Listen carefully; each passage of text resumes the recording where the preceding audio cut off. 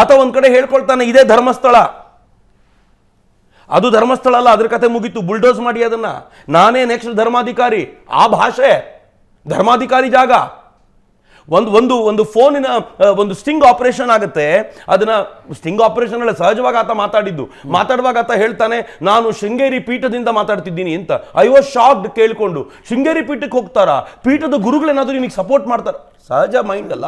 ನನ್ಗೆ ಬಂತು ಮೈಂಡ್ ಒಳಗೆ, ನಾನು ಕೇಳಿದೆ ಕೆಲವರನ್ನ. ಆಮೇಲೆ ಯಾರೋ ನನ್ಗೆ ಹೇಳಿದ್ರು, ಸರ್ ಅವ್ರ ಮನೇನೇ ಶೃಂಗೇರಿ ಪೀಠ ಅಂತ ಕರೆಯೋದಾತ ಅಂತ.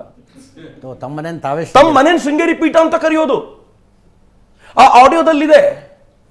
ನನಗೆ ಆಗನ್ನಿಸ್ತು, ಏನಪ್ಪ ಈ ಪರಿಯ ಆತ್ಮರತಿ, ಈ ಆತ್ಮರತಿ ಇಟ್ಕೊಂಡು ನೀವು ಮತ್ತೊಬ್ಬರ ಮೇಲೆ ಆರೋಪ ಮಾಡ್ತಿರೋದು ಯಾಕೆ ಅಂತಂದ್ರೆ ಅದು ಈ ಕಾರಣಕ್ಕೆ, ನಿಮಗೆ ಸೌಜನ್ಯದ ನ್ಯಾಯ ಬೇಕಾಗಿಲ್ಲ.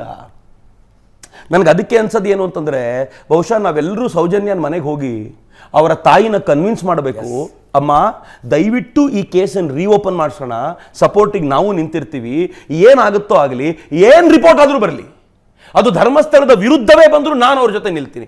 ಅಜಿತ್, ನಾನು ಮಾತು ಕೊಡ್ತಿದ್ದೀನಿ, ನಾನು ಪಬ್ಲಿಕ್ ಪ್ಲಾಟ್ಫಾರ್ಮಲ್ಲಿ ಹೇಳ್ತಾ ಇದ್ದೀನಿ, ಧರ್ಮಸ್ಥಳದ ವಿರುದ್ಧವೇ ಬಂದರೂ ಸೌಜನ್ಯನ ಪರವಾಗಿ ನಾನು ನಿಲ್ತೀನಿ. ಆದರೆ ಅದು ಈ ಥರ ಬೀದಿ ರಂಪ ಅಲ್ಲ, ಅದು ನೇರವಾಗಿ ಕೋರ್ಟ್ನ ಮೂಲಕ ಹೋಗ್ಬೇಕು. ಹಂಗೆ ಕೇಳಿದ ತಕ್ಷಣ ಏನು ಹೇಳ್ತಾರೆ ಗೊತ್ತಾ? ಪ್ರಭಾವಿಗಳು ಏನು ಬೇಕಿದ್ರು ಮಾಡ್ತಾರೆ. ಎಲ್ಲದಕ್ಕೂ ಪ್ರಭಾವಿಗಳ? ನೀವು ಎಷ್ಟು ಪ್ರಭಾವಿಗಳು ಅಂತಂದ್ರೆ ನೀವು ಪೊಲೀಸರನ್ನ ಕೊಂಡ್ಕೊಳ್ತೀರಾ, ನೀವು ಎಷ್ಟು ಪ್ರಭಾವಿಗಳು ಅಂದ್ರೆ ನೀವು ಜಡ್ಜನ್ನ ಕೊಂಡ್ಕೊಳ್ತೀರಾ.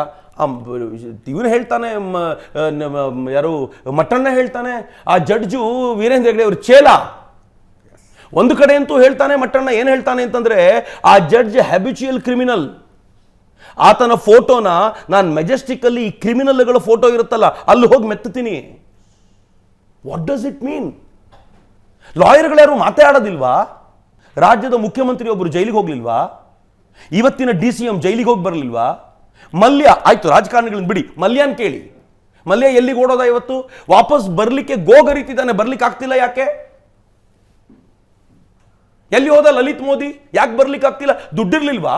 ಸಾವಿರಾರು ಕೋಟಿಯ ಒಡೆಯರಲ್ಲ, ಏನಾಯ್ತು ಅವರಿಗೆ?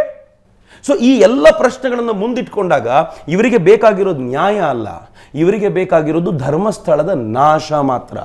ಸುಜಾತಾ ಭಟ್ ಇವತ್ತು ಮಾತನಾಡ್ತಾ ಏನು ಹೇಳ್ತಾಳೆ? ನನಗೆ ಧರ್ಮಸ್ಥಳದ ವಿರೋಧ ಇರಲಿಲ್ಲ, ನನಗೆ ವೀರೇಂದ್ರ ಹೆಗ್ಡೆ ಅವ್ರ ಬಗ್ಗೆ ವಿರೋಧ ಇರಲಿಲ್ಲ ಅಂತ. ಆದರೆ ಮೊದಲನೇ ದಿನ ಇಂಟರ್ವ್ಯೂ ಕೊಡಬೇಕಾದ್ರೆ ಒಂದು ಯೂಟ್ಯೂಬ್ ಚಾನಲ್ಗೆ ಏನು ಹೇಳಿದ್ರು ಗೊತ್ತಾಕೆ? ನೀವೆಲ್ಲರೂ ನೋಡಿರ್ತೀರಿ, ಕಲ್ ತಗೊಂಡು ಹೊಡೀರಿ, ಧರ್ಮಸ್ಥಳಕ್ಕೆ ಕಲ್ ತಗೊಂಡು ಹೊಡೀರಿ ಅಂತ ಹೇಳ್ತಾರೆ. ಅಂದರೆ ಇವ್ರ ಉದ್ದೇಶ ಇರೋದು ಧರ್ಮಸ್ಥಳವನ್ನು ನಾಶ ಮಾಡಬೇಕೇ ಹೊರತು ಸೌಜನ್ಯಗೆ ನ್ಯಾಯ ಕೊಡಿಸಬಾರ್ದು ಅಂತ. And I am dam sure ಈಗ ನೋಡಿ ನೆಕ್ಸ್ಟ್ ಏನು ಮಾಡ್ತಾರೆ ಗೊತ್ತಾ? ಇವರೆಲ್ಲ ಬಂದು ಇದೆಲ್ಲ ಬಿಡ್ತಾರೆ.